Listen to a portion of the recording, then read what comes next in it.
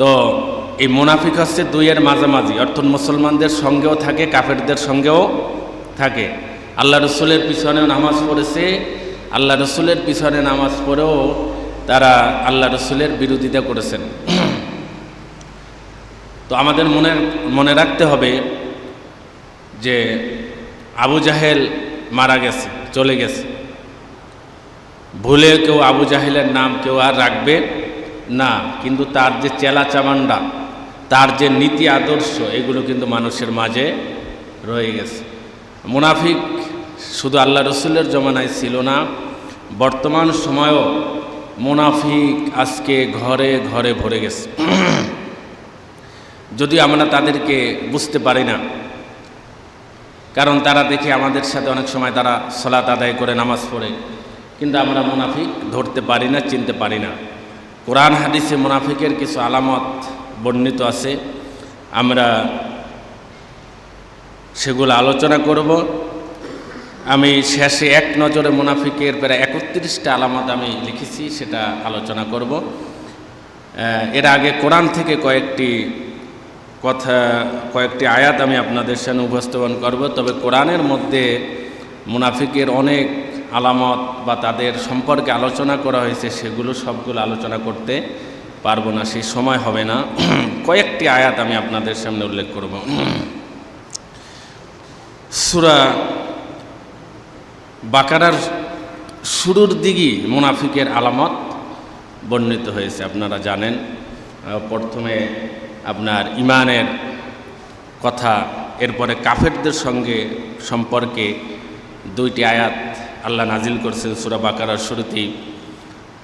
প্রথম 5টি মুমিনদের ব্যাপারে, পরে 2টি কাফেরদের ব্যাপারে, এরপরে প্রায় 13টি আয়াত মুনাফিকদের ব্যাপারে নাজিল করেছেন।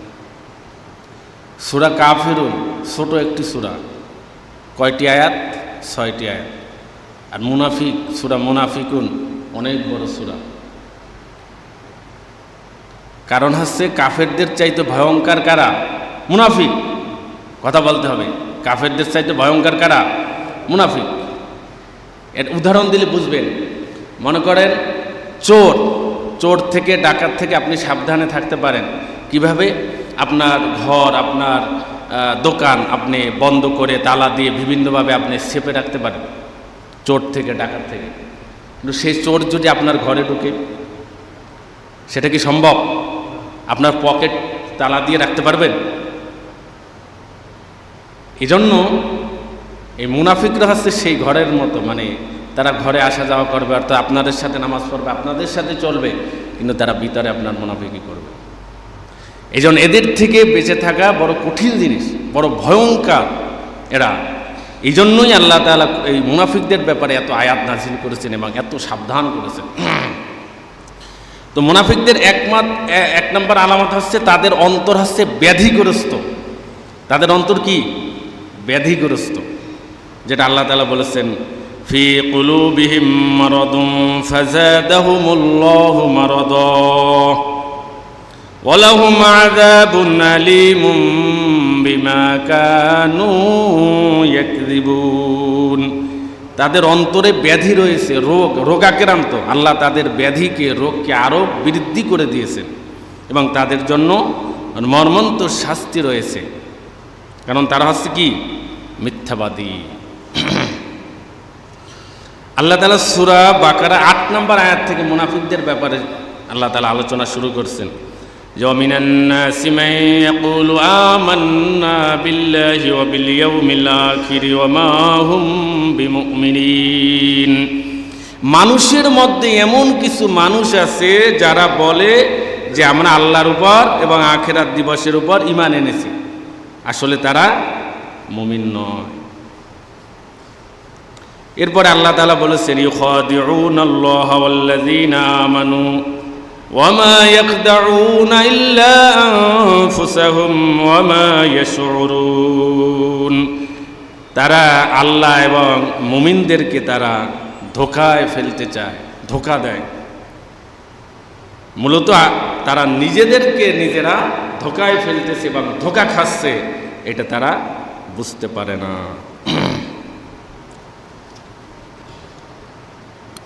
সম্মানিত হাজিরিন, মুনাফিকদের ব্যাপারে আল্লাহ পাক রব্বুল আলামিন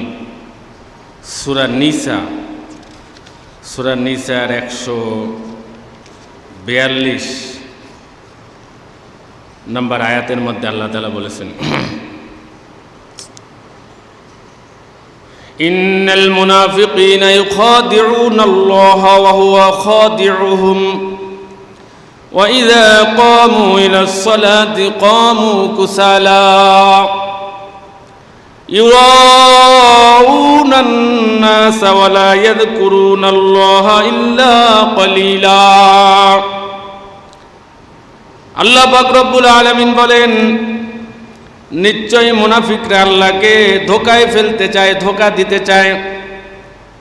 তার মানে তারা নামাজও আসে, আবার তারা আল্লাহর বিরুদ্ধে কাজ করে, জিহাদের বিরুদ্ধে কাজ করে, মুসলমানদের বিরুদ্ধে কাজ করে। আই মুমিনদের ধোকা দিতে চায়, মানে আল্লাহ কি ধোকা দিতে চায়?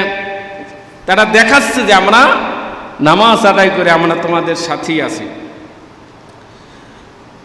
এখানে আল্লাহ তাআলা মুনাফিকদের দুইটা বৈশিষ্ট্য বর্ণনা করছেন। আবার পরের আয়াত 143 নম্বর আয়াত সূরা নিসার, এখানে আরো একটা বৈশিষ্ট্য আল্লাহ তাআলা উল্লেখ করছেন মুনাফিকদের। তো সূরা নিসার 42 নম্বর আয়াতে দুইটা বৈশিষ্ট্য আল্লাহ উল্লেখ করছেন। একটা বৈশিষ্ট্য আছে তারা আল্লাহকে ধোঁকা দিতে চায়, এরপরে আর একটা বৈশিষ্ট্য আছে যে ওয়াইদা ক্বামু ইলাস সালাতি ক্বামু কুসালা, তারা যখন সালাতে দাঁড়ায়, নামাজে দাঁড়ায়, তখন অলসভাবে নামাজে দাঁড়ায়, অলসতা করে, রুকুতে যায় আর উঠে যায়। আছে না নাই? আপনাদের এখানে নাই মনে হয়, আগে একটু ছিল, এখন একটু কমছে। সম্মানিত হাজিরিন, এরা নামাজে রুকুতে যায় আর উঠে, তার মানে এরা আল্লাহকে ধোঁকা দিতে চায়। এরা সব জায়গায় দেরি করতে চায়, নামাজে আসলে দেরি করতে চায় না। সম্মানিত হাজিরিন, এরা একবারও চিন্তা করে না কার সামনে দাঁড়িয়ে খুব দ্রুত উঠে গেল, ব্যস্ততা দেখালো, একবারও চিন্তা করে না। আবার ইমাম সাহেব রুকু সেজদায় দেরি করলে সমালোচনা করে। সম্মানিত হাজিরিন, এরা আসলে মূলত রুকু সেজদার মজাও বোঝে নাই, রুকু সেজদা কি জিনিস তাও বোঝে নাই, নামাজ কি জিনিস তাও বোঝে নাই, বোঝার চেষ্টাও করে না। তাহলে এরা নামাজে যখন দাঁড়ায় তখন অলসভাবে নামাজে দাঁড়ায়, মনে হয় যেন শরীরে কোনো শক্তি নাই, হাত পা একেবারে দলামস করে পড়ে যায়। মানে এই যে কনুই মাঠে সেজদার সময় জমিনে মিশানো নিষেধ না?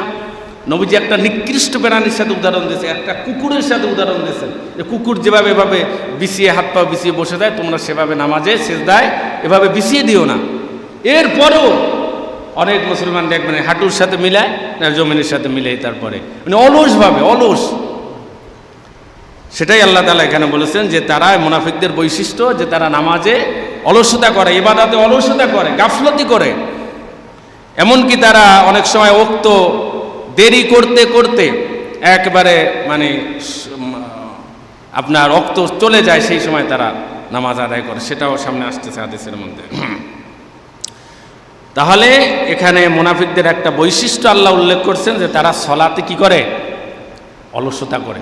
মনে রাখবেন, মুনাফিকদের একটা আলামত কি? তারা নামাজের মধ্যে অলসতা করে, এটা মনে রাখবেন। কিন্তু খাঁটি মুমিন কোনোদিন নামাজের মধ্যে অলসতা করতে পারে না। তারা চিন্তা করে আমি মহান রব্বুল আলামিনের সামনে দাঁড়াচ্ছি, এখানে আমি কিভাবে ব্যস্ততা দেখাবো। দুনিয়ার মধ্যে যেখানে ব্যস্ততা দেখায় মানুষ আমাকে তাড়িয়ে দেয়, কেউ আমাকে ভালোবাসে না বা আমাকে ভালো বলবে না, কেউ ব্যস্ত মানুষকে কেউ পছন্দ করে না। সম্মানিত হাজিরিন, তাহলে মুনাফিকদের বৈশিষ্ট্য হচ্ছে যে তারা নামাজে ব্যস্ততা দেখায়। এরপরে আল্লাহ বলেন ওয়ালা ইয়াযকুরুনাল্লাহা ইল্লা কলিলা, তারা আল্লাহর জিকির খুব কমই করে। এটা মনে রাখবেন, এটাও মুনাফিকদের বৈশিষ্ট্য যে তারা আল্লাহর জিকির কম করে, আর মুমিনরা আল্লাহর জিকির বেশি করবে।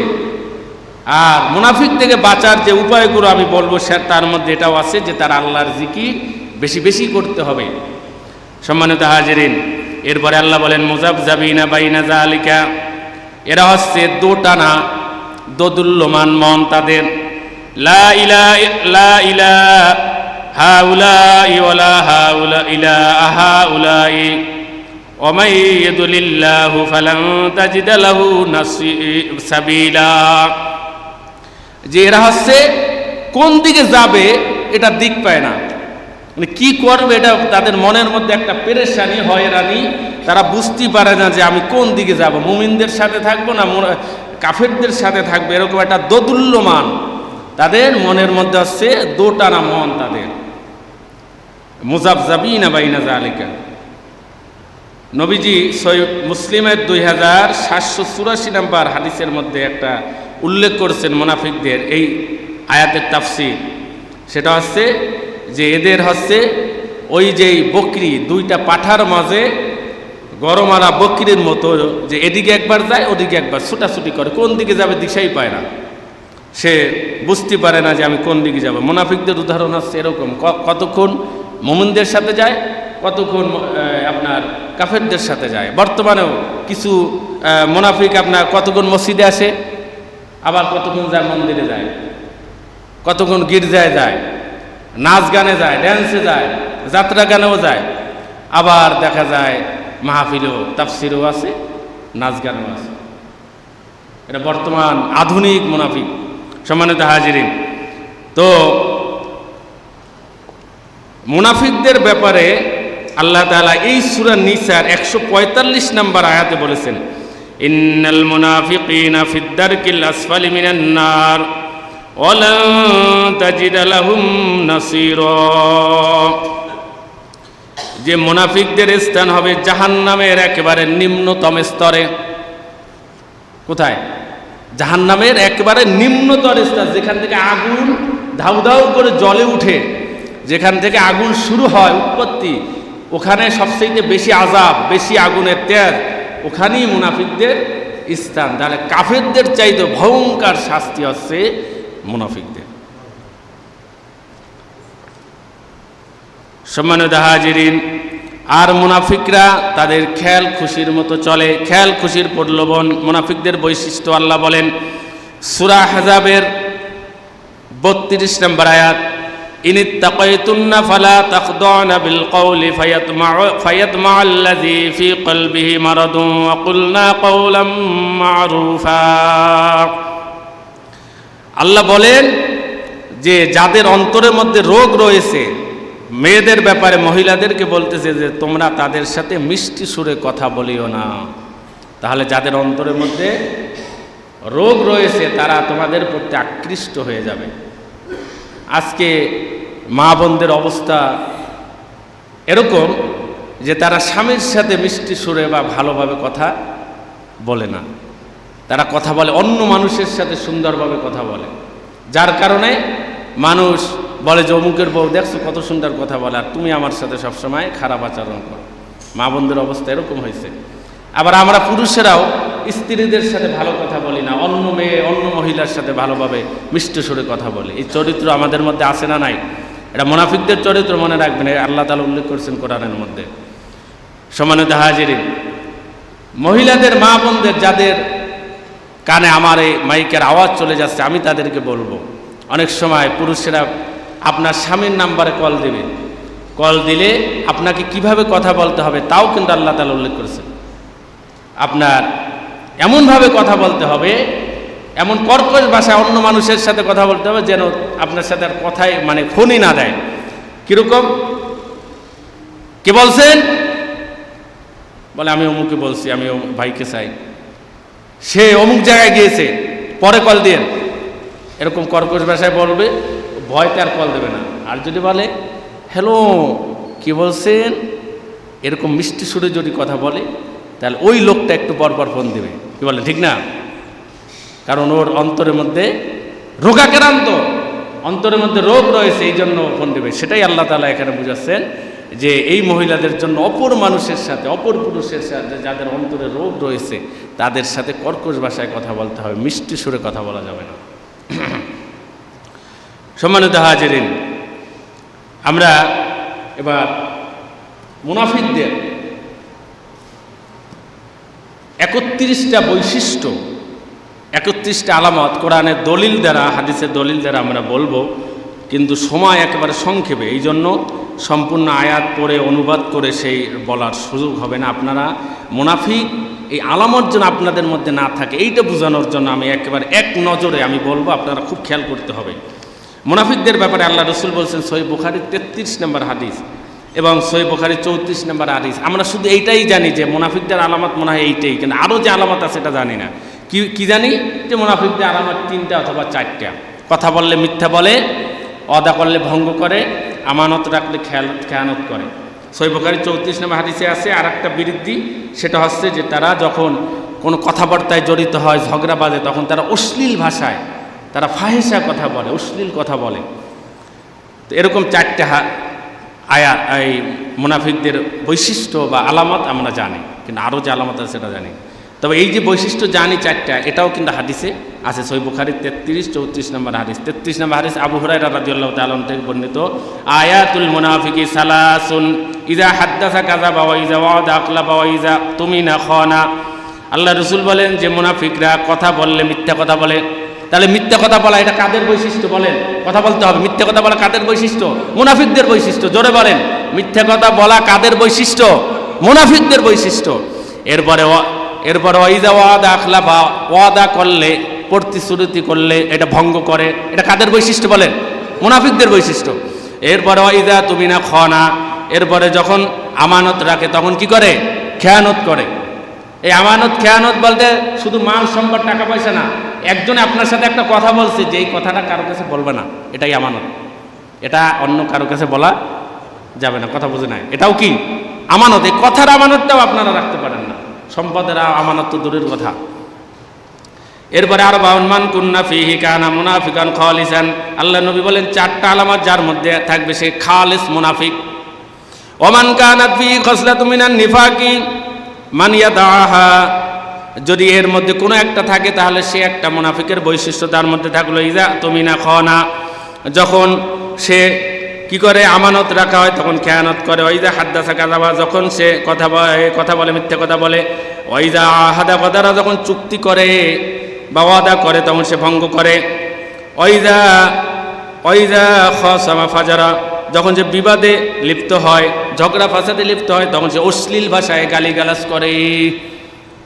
আরে গালিগালাজ ছাড়া তো কথা ঘন্টার পর ঘন্টাও বলা যায়, কিন্তু মুনাফিক যারা, এরা গালি ছাড়া কথাই বলতে পারে না, ফাহিশা কথা বলা ছাড়া, অশ্লীল কথা বলা ছাড়া কথাই বলতে পারে না। মুনাফিকদের এটা বৈশিষ্ট্য। সম্মানিত হাজিরিন, তাহলে মুনাফিকদের 1 নম্বর আলামত ব্যাধি, তাদের মন ব্যাধিগ্রস্ত, যেটা সূরা বাকারা 10 নম্বর আয়াত আপনাদের সামনে বললাম। 2 নম্বর আলামত হচ্ছে খেয়াল খুশির প্রলোভন, সূরা আহজাবের 32 নম্বর, যেটা আপনাদেরকে পড়ে শোনালাম। 3 নম্বর আলামত হচ্ছে অহংকার প্রদর্শন করা, এটা মুনাফিকুনের 5 নম্বর এবং 6 নম্বর আয়াত। আমরা মনে করি আমাদের মধ্যে অহংকার নাই, আমরা যে বলি আমাকে চিনো, আমি কে, এটাই হচ্ছে অহংকারী কথা। এই যে অহংকারী ভাব, এটা হচ্ছে মুনাফিকদের আলামত। এটা যাদের মধ্যে আছে অহংকারী ভাব, এটা দূর করতে হবে। যদি দূর করতে না পারেন তাহলে আপনি মনে করবেন যে আপনার এই দেহ শরীর সব পচে গলে মাটির সাথে পোকা হয়ে যাবে। যদি এগুলো মনে করতে পারেন তাহলে আপনার অহংকারী ভাব দূর হয়ে যাবে। আর এটাই হচ্ছে অহংকারী চিকিৎসা। সম্মানিত হাজিরিন, এরপরে 4 নম্বর আলামত হচ্ছে মুনাফিকের আল্লাহর আয়াত সমূহ নিয়ে তার ঠাট্টা বিদ্রুপ করে। 5 নম্বর আলামত মুমিনদের সাথে তারা ঠাট্টা বিদ্রুপ করে।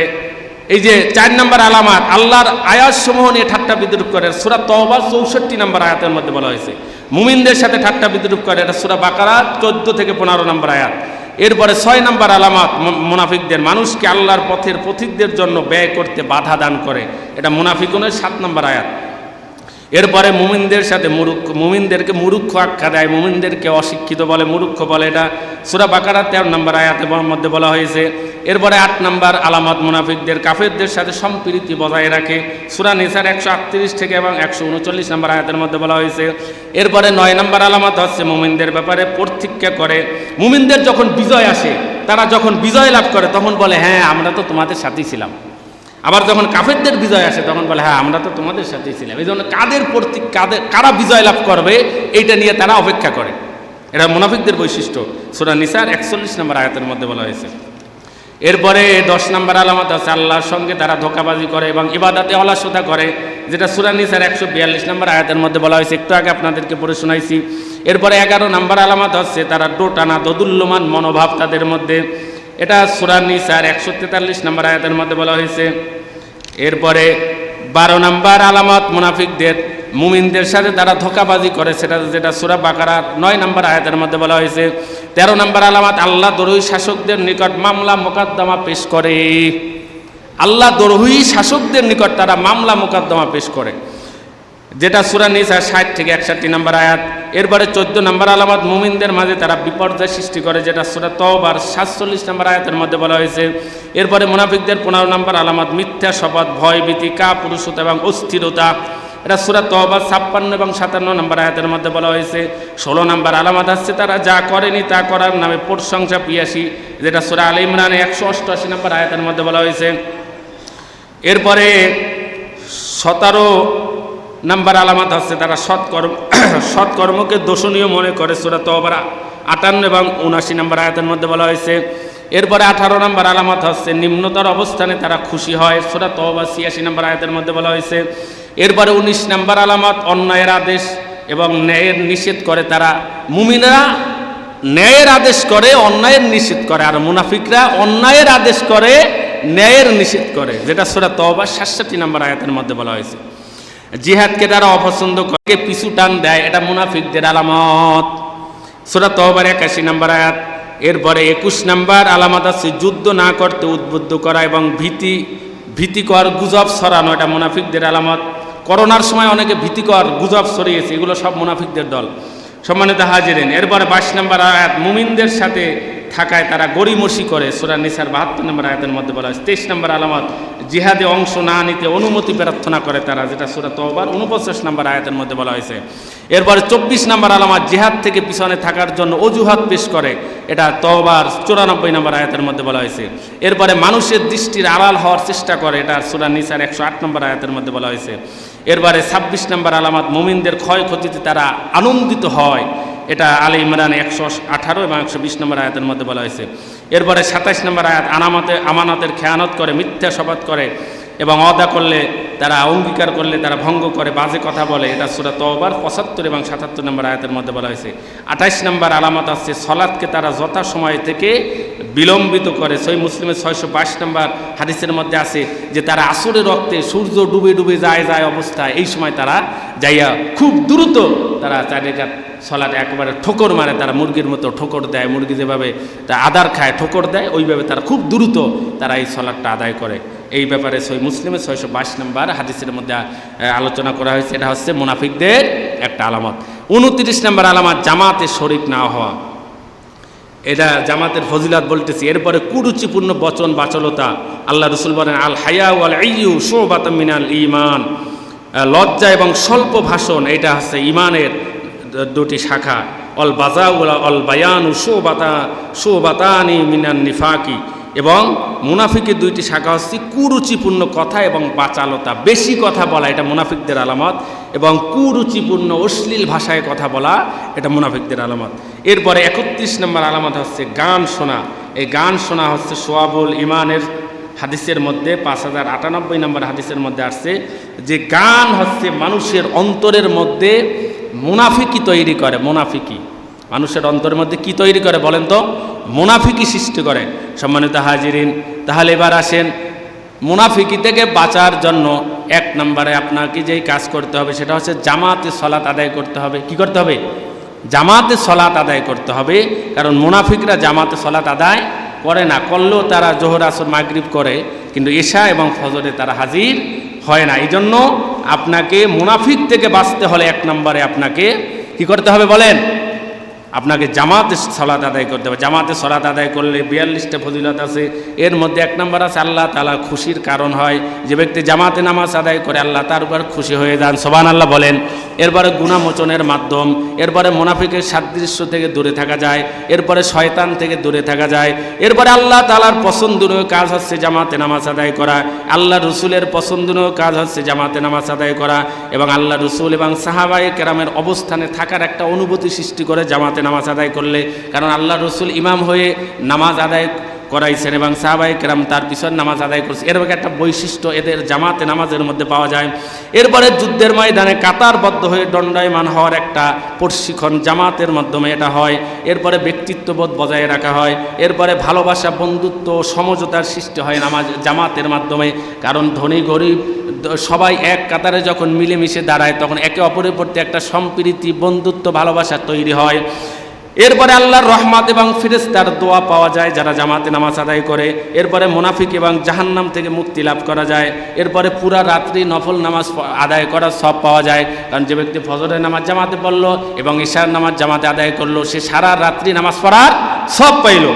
এরপরে 27 গুণ মর্যাদা বেশি পাওয়া যায়। তার মানে আপনি ঘরে বসে নামাজ আদায় করলেন 1 ওয়াক্ত, আর জামাতে এসে 1 ওয়াক্ত আদায় করলেন। এই ঘরে বসে 27 ওয়াক্ত আদায় করলেন, জামাতে এসে 1 ওয়াক্ত আদায় করলেন।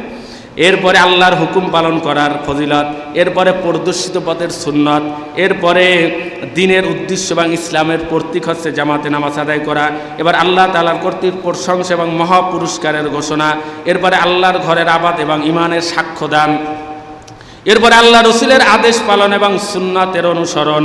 এরপরে আল্লাহ তাআলা এবং তার রসুলের কর্তৃক সম্মান এবং গুরুত্ব যেটা প্রদান করছেন আপনিও সেটার সম্মান এবং গুরুত্ব দিলেন। এরপরে ইসলামের মহান দাবি পূরণ হলো যদি জামাতে নামাজ আদায় করেন।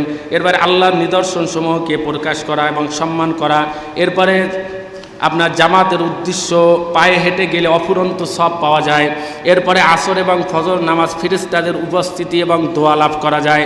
এরপরে আল্লাহ তাআলার হেফাজতে থাকা যায়। যে জামাতে পড়ল না সে শয়তানের হেফাজতে চলে গেল, যে জামাতে নামাজ আদায় করলো সে কার হেফাজতে গেল? আল্লাহর হেফাজতে চলে গেল। এরপরে আরশের নিচে ছায়া পাওয়া যাবে। এরপরে আল্লাহর রহমত এবং ফেরেশতাদের দোয়ার কারণ হবে। এরপরে কাতার সোজা করার প্রতিদান জান্নাতে আল্লাহ তাআলা ঘর নির্মাণ করবেন। কাতার সোজা করার ফজিলত কখন পাবেন? যখন জামাতে আসবেন। ঘরে বসে এটা পাবেন? তাহলে জামাত এই যখন কাতার সোজা করবেন এবং কাতারে ফাঁকা বন্ধ করবেন, জান্নাতে আল্লাহ তাআলা আপনার জন্য ঘর নির্মাণ করবেন। সুবহানাল্লাহ। এবার জামাত ছুটে গেলেও সব অর্জিত হয়। কেউ যদি জামাতের উদ্দেশ্যে মসজিদে আসে একেবারে খালেস নিয়াতে এসে যদি জামাত নাও পায় তারপরে সে জামাতে বললে যে সব হয় সেই সব আল্লাহ তাআলা দান করবেন। সুবহানাল্লাহ বলেন। এরপরে নামাজের পরিপূর্ণতা লাভ হয় জামাতের মাধ্যমে। এরপরে উত্তম আমল করার সুযোগ পাওয়া যায়। এরপরে মসজিদ আবাদকারী এবং আল্লাহর নিকটবর্তী হওয়া যায়। এরপরে সুন্নাতে রাতে বা এর প্রতি যত্নবান হওয়া যায়। এরপরে নামাজের বিধিবিধান সম্পর্কে জানা যায়, মাসাইলের জ্ঞান লাভ করা যায়। এরপরে সুশৃঙ্খল জীবনযাপন এবং আত্মশুদ্ধি হয়। এরপরে বাহ্যিক রূপ এবং অবস্থার সৌন্দর্য প্রকাশ পায়। এরপর মুসলমানদের মর্যাদার বহিঃপ্রকাশ এবং মুনাফিক নাস্তিকদের ক্ষোভ প্রকাশ পায়। মুসলমানদের পরস্পরের পরিচয় এবং লেনদেন এবং তাদের সাথে মিলিত হওয়ার কেন্দ্রস্থল। এরপরে সৎ কাজের প্রতি সহযোগিতা এবং অসৎ কাজের অসহযোগিতার এটা অবস্থার নামাজে জামাতের মধ্যে তৈরি হয়। এরপরে ইমাম সাহেবের প্রতি মহাব্বত এবং ভালোবাসা তৈরি হয়। 42 নম্বর উপকার, ইমাম সাহেবের প্রতি যখন জামাতে নামাজ আদায় করেন ইমাম, মুয়াজ্জিন, খাদেম এদের প্রতি কী হবে? মহাব্বত তৈরি হবে, ভালোবাসা তৈরি হবে। আর এদের প্রতি যখনই আপনার ভালোবাসা তৈরি হবে, মহাব্বত তৈরি হবে, তখন এরা যখন আপনার জানাজায় দাঁড়াবে তখন এরা দাঁড়িয়ে বলবে যে এই মুসল্লি আমার এই জায়গায় দাঁড়াইতো, এ যখন আজকে চলে গেল আমার অন্তর মাঝখান থেকে ফেটে গেল। এবং এই ব্যক্তি সবসময় আমাদেরকে ভালোবাসতো, মহব্বত করতো, জামাতে আসতো, নামাজ আদায় করতো। এই যে কথা বলবে বা একটা দোয়া করবে, এই দোয়াটা আপনি লক্ষ কোটি টাকা দিয়েও কিনতে পারবেন না। এই মহব্বতটা কখন হবে? যখন জামাতে নামাজ আদায় করবেন। জামাতে নামাজ আদায় না করলে ইমামের প্রতি মহব্বত থাকে না। সম্মানিত হাজির, ইমামের প্রতি মহব্বত থাকলে আপনি ইমামের দোয়া যুগ যুগ ধরে পাবেন। আমি বিভিন্ন জায়গায় যখন নামাজ পড়াইছি, যখনই শুনি কোনো মুসল্লি মারা গেছে, এখনও আমার অন্তর থেকে দোয়া চলে আসে এবং চোখে পানি চলে আসে। এই যে তাদের সাথে ভালোবাসার একটা দোয়া, এটা আমি যেখানেই থাকি, যে প্রান্তে থাকি, এই দোয়াটা আসবে। এটা আপনি যে ইমামের সাথেই মহব্বত রাখবেন, ভালোবাসা রাখবেন, এই দোয়াটা আপনি মৃত্যুর পরে যুগ যুগ ধরে এই দোয়াটা পাবেন। এবং যখনই ইমাম সাহেব দাঁড়িয়ে মুসল্লিদের সামনে আপনার পক্ষে একটা কথা বলবে, অন্য মানুষ আপনার বিরোধী থাকলেও সঙ্গে সঙ্গে মুহূর্তের মধ্যে আপনার পক্ষে চলে যাবে এবং আপনার জন্য দোয়া করবে, আপনার প্রতি ভালো ধারণা তারা করবে এবং তারা সাক্ষী হবে, এটাই আল্লাহ তাআলা গ্রহণ করবেন। এজন্য আমি বলবো যে এই মুনাফিক থেকে মুক্তি পাওয়ার জন্য আপনাকে কি করতে হবে? জামাতে সালাত আদায় করতে হবে এবং বেশি বেশি দোয়া করতে হবে, আল্লাহ এই মুনাফিক থেকে আমাদেরকে হেফাজত করেন, এই মুনাফিকি স্বভাব থেকে আপনি আমাকে নিজেকে বাঁচান।